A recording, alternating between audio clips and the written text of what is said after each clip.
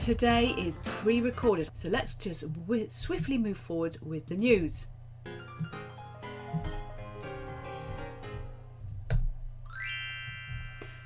So the story today is an article from, it was a letter to Mariella Frostrop in The Guardian, and she just says some great things that I wanted to share with you. So the dilemma is from a gentleman. He says, my wife recently left her iPad on our bed. When I picked it up to move it, I saw a message on the screen saying that she is arranging a solicitor to help her divorce me. This was a shock in itself, but when I saw the reasons why, I was devastated. She is claiming she is the victim of mental and emotional abuse, which is news to me, and he ends with, I really don't know what to do or where to turn. And yeah, I feel for this guy. He's not the only one. There's many men who are completely blindsided by this. And the reasons behind it can be many, but I thought Mariella's response was really quite pragmatic and of value to us all. Her response is, a mediator? Question mark, like duh. It's obvious that there is a major chasm between your understanding of your relationship and your wife's.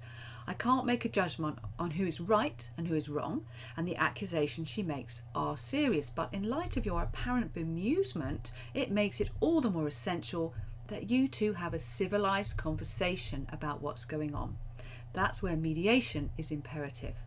There can be a little bit of confusion around mediation, and often it's because it's used in this context. She then suggests people go to Relate. Now, Relate do divorce mediation, but they also do counselling. So mediation tends to be used sometimes to imply talking things through as it gets confused with trying to get back together.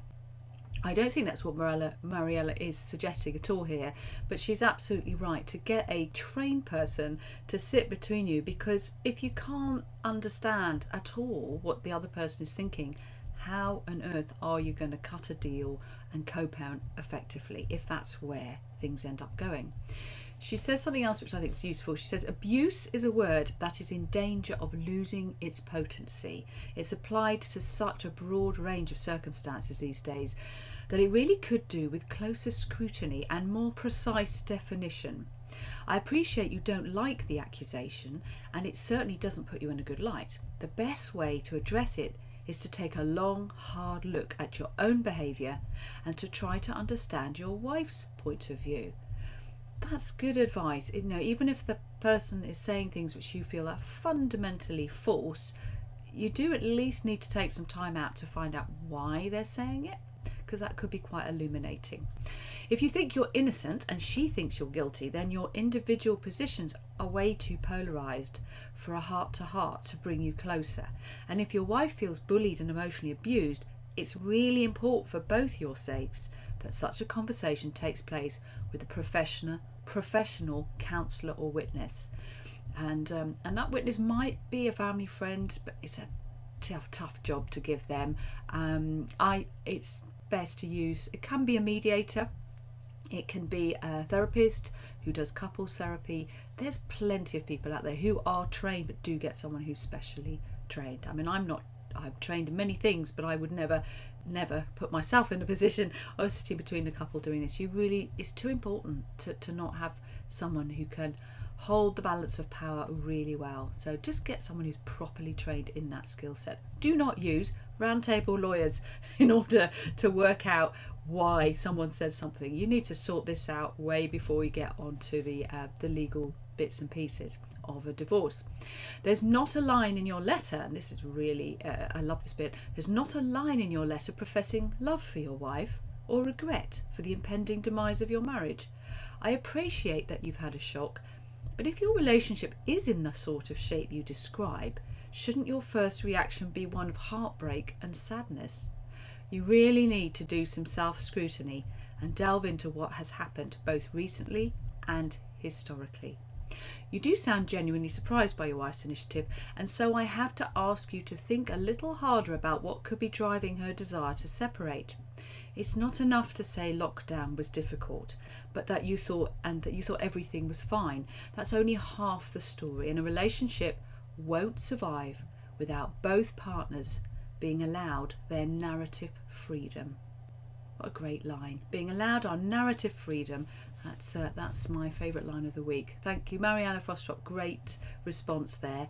And we are going forward now to a pre-recorded interview with the expert of the week, who is Kathryn Colas. Kathryn is kind of queen of the hormones. She nearly lost her own marriage over this. So let's watch her story now.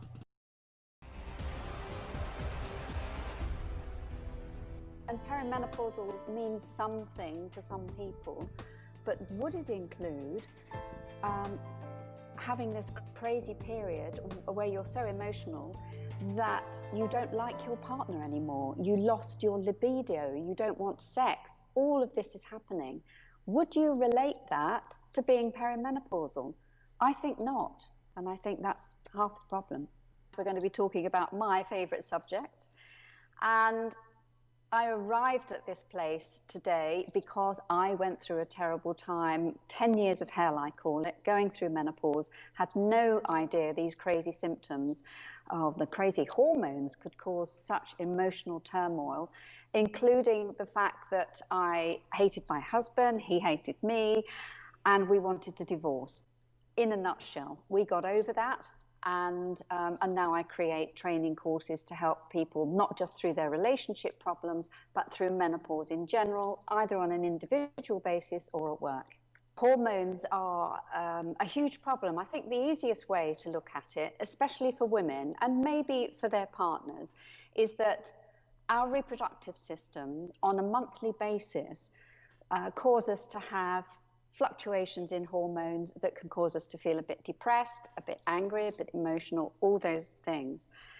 But come menopause, those feelings all seem to come together. So you have PMS, instead of on a monthly basis, it can be on a weekly basis. It's PMS on speed.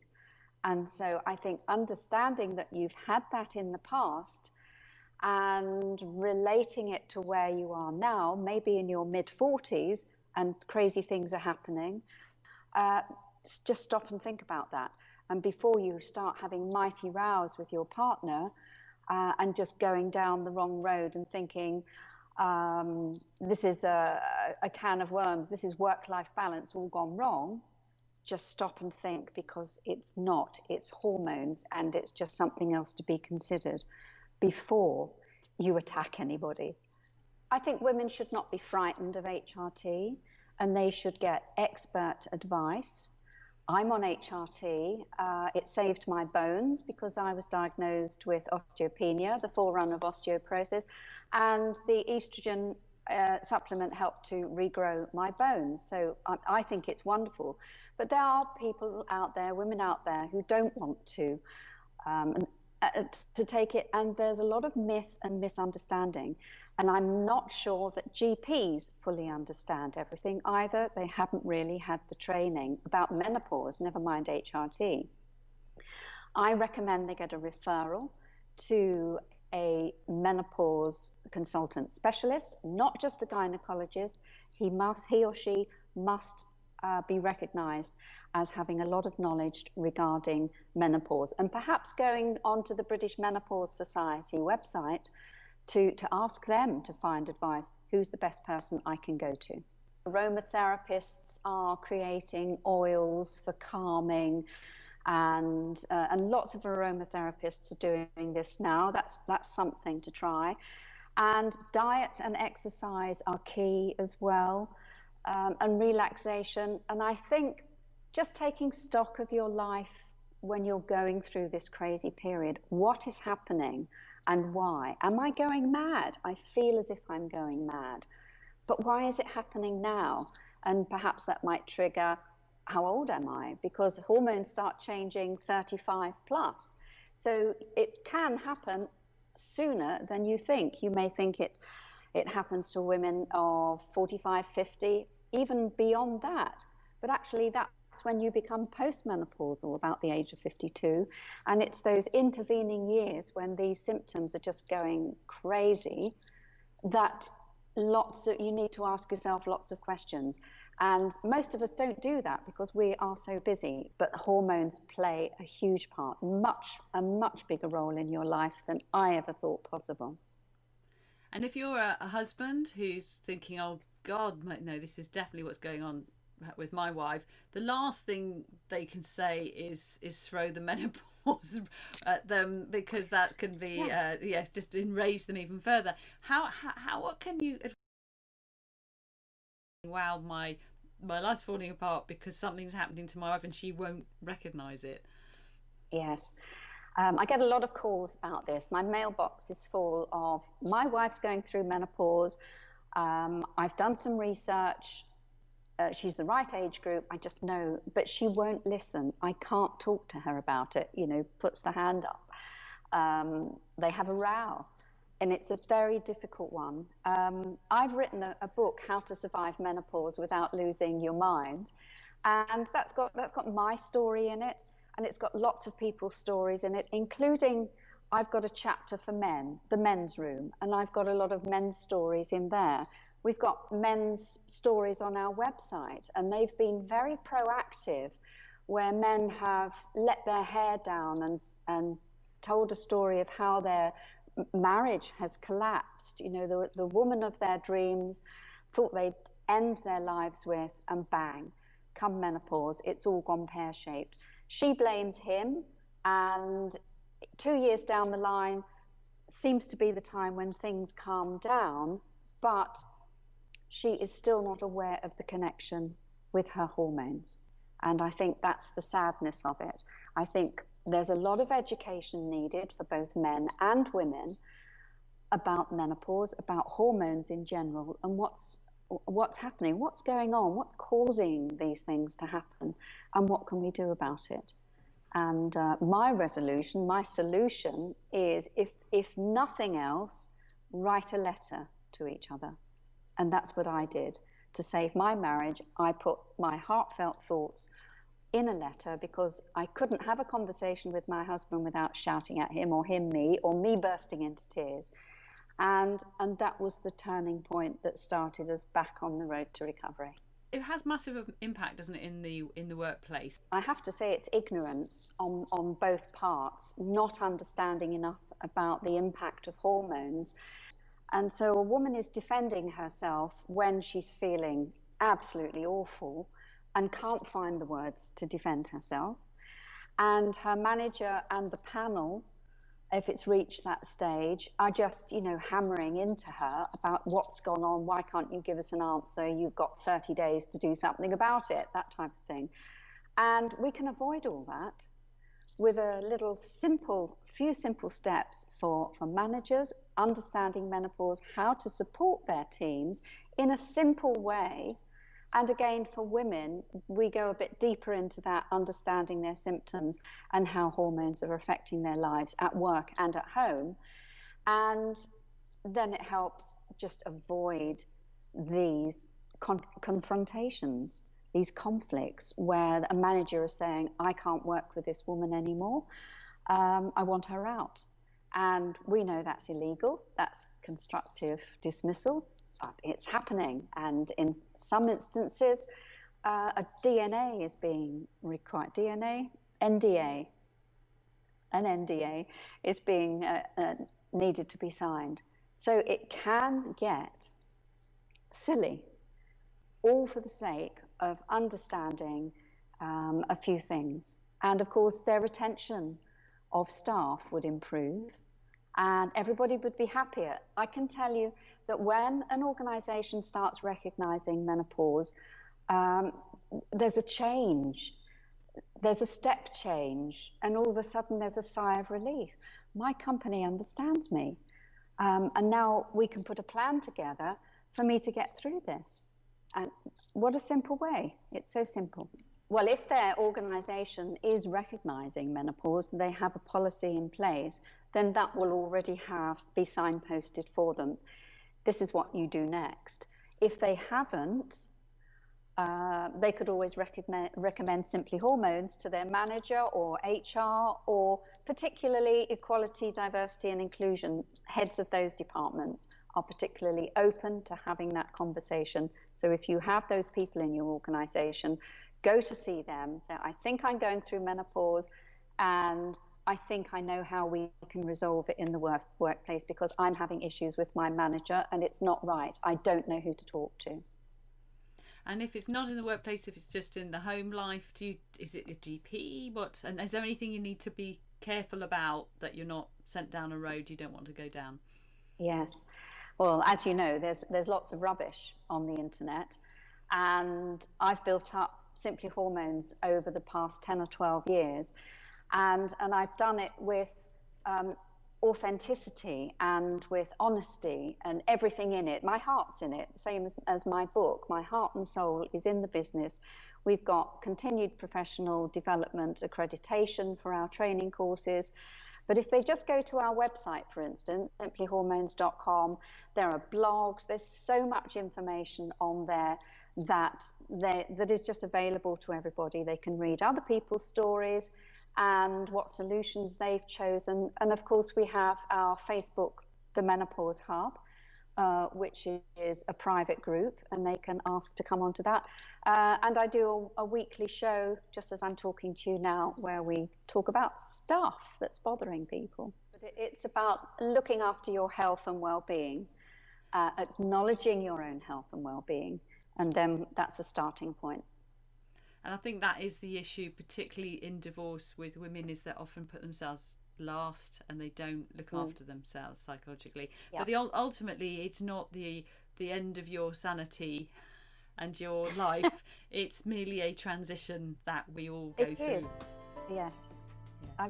I've come through the other side. I started a whole new career as a result of it. So there is life after menopause. Thank you so much, Kathryn. I love that. Life after menopause. A shared story this week. I've just found something in the archives, which is a poem. It's actually the poem I share in my TEDx, and I'd like to share it with you now.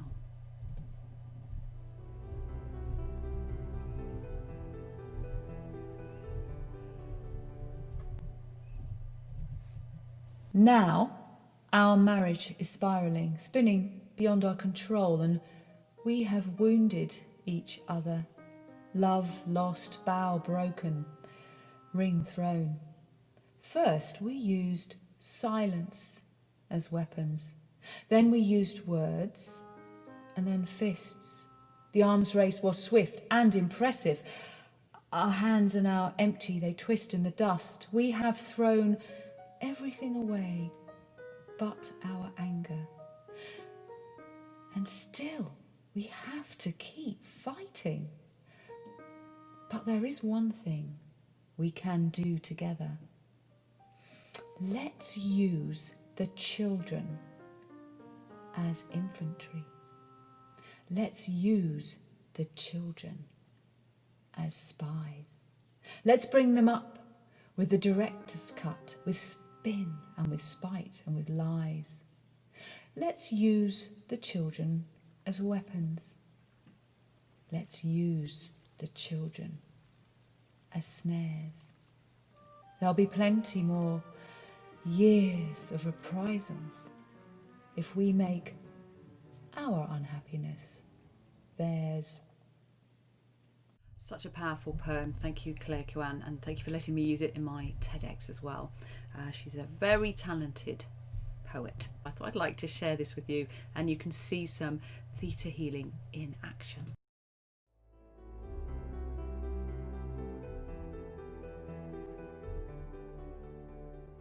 If you put the back of your hand on the table and just hold your thumb and forefinger together, because we're going to do a little bit of kinesiology now to test your responses, so you know what your unconscious mind is saying to you. Okay? You don't have to do this for theta healing to work, but it helps that you know what your unconscious mind actually believes, because it might be different to what you think you believe. Okay. Would it be better if I use either hand will do. If this one gets tired, you can use the other one. It doesn't matter.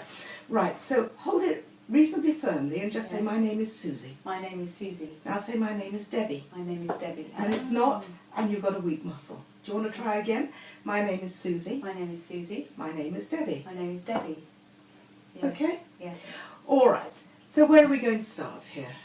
I I think I'd like to do things that are to do with my family breakup, although it was 10 years ago. I'm sure, as well as I've done, that there will be things that are deep-rooted, and it'd be great to shift them, any kind of negative beliefs or around that sort of what was very, very traumatic time. Okay. Okay. Now, I'm just going to explain. I hold my hand here because I like to. Yeah. I like to feel the transfer of energy. It's actually not necessary, Okay. but it's just something I like to do. So, here we go. This divorce feels like the end of my life. This divorce feels like the end of my life. Now, you still hold that belief. It's still there, even though you're 10 years further on. Yeah. So I'm going to remove that with your permission. Because my You said yes. Your tight muscle says yes. Yeah. Okay. So I'm removing it now. Okay. This divorce means the end of my life. This divorce means the end of my life. And the answer is no. It's gone. So how do you do that? Oh well. How long do you want to be here for while I explain? The dummy's guide. No, it's going into the theta brainwave, Yeah. supervising the change, and then just checking to see that it's done. But I'm very fast, so you don't realise there's all that behind it. But he's talking to my subconscious. I'm talking to your subconscious mind. Okay. There's nothing left for me to live for. There's nothing left for me to live for. That's not true. I fear there's nothing left for me to live for. I You fear- have children, so that won't apply. Yes. Yeah. That won't give apply. you everything to live for. All right. I'm redundant. I'm redundant. Yes. Removing that now. I've made a video exactly about that, being redundant at the end of a relationship. Removing that now. I feel redundant. I feel redundant. Other people see me as redundant. Other people see me as redundant. I feel shame because I'm redundant. I feel shame because I'm redundant. Yes, removing the shame. I feel shame because I'm redundant. I feel shame because I'm redundant. I fear I'm redundant. I fear I'm redundant. No, you're not redundant anymore. There's nobody who will want me. There's nobody who will want me. We're still there. Yeah, so yeah. removing that right now. With your permission. Everything is done with your permission, okay? If you Yeah. don't want me to do something, you tell. Yeah. Okay? Removing nobody will want me. Yeah. Try again. Nobody will want me. Gone. I fear nobody will want me. I fear nobody will want me. Gone. Because my husband betrayed me, other people think less of me.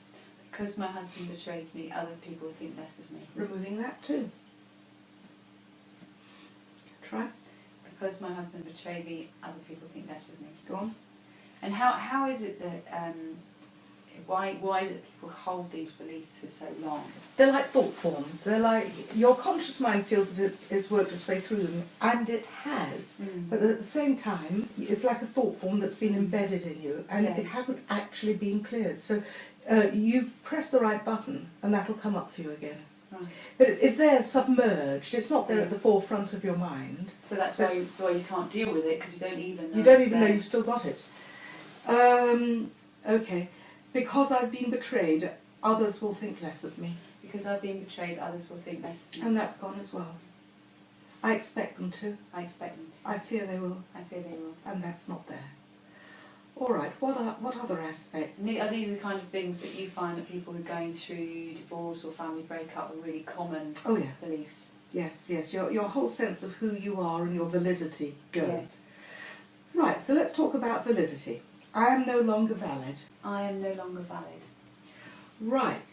And that means that's my a yes, subconscious that's saying, a yes, yes. I believe that, yeah. Because the Now, muscles are strong. I'm going to remove that, but there'll be a whole bunch of reasoning underneath that, and it's Yeah. conditioning as a woman that makes us feel like this. Okay. Okay. Because I have been discarded, I am no longer valid. Try that. Because I've been discarded, I'm no longer valid. Removing that. Try it. Because I've been discarded, I'm no longer valid. It's gone. I believe this. I believe this. Other people think this of me, Other people think this of me. and that's not true. Right, validity. This is a very strong one. Very, very strong. Without a husband, I am not valid. Without a husband, I'm not valid. And that's there.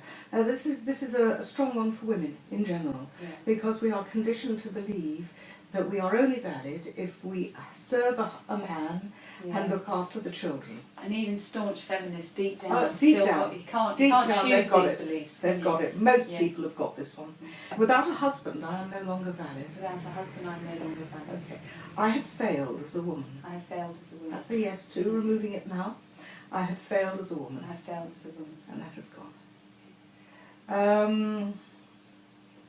If I had been any better, he would have been faithful. If I had been any better, he would have been faithful. That's a yes. So, what we're going to do is remove that. Try it. If I had been any better, he would have been faithful. Right, it's gone.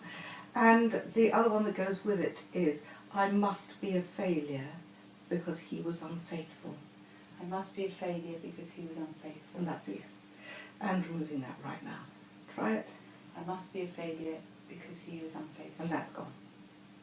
How are you feeling? So it's so easy. It's much easier than find any other therapy I've ever come across. What I find amazing is you go into kind of quite deep stuff, and yet it just feels fine. There's All no, right, there's but no do you feel kind the of difference? sense of I don't feel like I'm having to go into deep into anything. It's actually very calm, the whole process, which is what really surprises me. You don't have to feel the pain. Yeah, that's great. Your unconscious mind will just recognise it for you, Yeah. and we will get shot of it with your permission. Yeah. So is there anything else that you find that people have gone through, family breakup situations, perhaps guilt over parenting, because that's a big thing, I think. Oh, the whole single parenting dilemma. Yes. My children will be damaged because I'm not enough for them. My children will be damaged because I'm not enough for them. That's a yes, removing that right now. Now, let's just try this in parts. I fear my children will be damaged. I fear my children will be damaged. I expect my children to be I damaged. expect my children to be I damaged. believe my children will be damaged. I believe my children. And I believe I am not enough for my children. I believe I'm not enough for my children. That's a yes, Yeah. and removing it. I believe I'm not enough for my children. I believe I'm not enough for my children. Half gone. Mm. Half gone. Now, I think there's a belief that children need both a man and a woman. Yeah. But given that that can't happen in the home environment after a divorce, I'm going to download a few receptors for an understanding of how it feels that given that that can't happen, you have the resources and are capable of caring for your children, and that they will not be damaged by your care or lack of care. Okay? Downloading this into every cell of your body, every aspect of your being. Okay, so let's just check that that's happened. Given the circumstances, I am sufficient for my children. Given the circumstances, I am sufficient for my children. Yes. Given the circumstances, my children will not be damaged. Given the circumstances, my children will not be damaged. And that's a yes. Great. That's so quick. Yes. Yes. And what's your message to people? People can find different ways of dealing with the stress and difficulty of divorce, but why do you think theta, or what stage do you think theta should be investigated at the very least? To my mind, this is so dramatic in helping a person in whatever they're going through, that the sooner they get to it, the better. So it could really, if they're in a state of anger and fear, it's going to make a big difference to how they go through mediation. The anger, the fear, the betrayal, the lack of trust in yourself and in anybody else, the feeling that you're inferior in some way or wrong or just on the trash heap, whatever it is, it's useful to do this. It's not only useful, it's radically better to do this than not do this. It makes a huge difference. And so, a divorce is never easy, but it doesn't have to be as difficult as it seems to be for so many people. Just some final words. In the war of divorce, on the battlefield of family separation, always, always make peace your weapon of choice.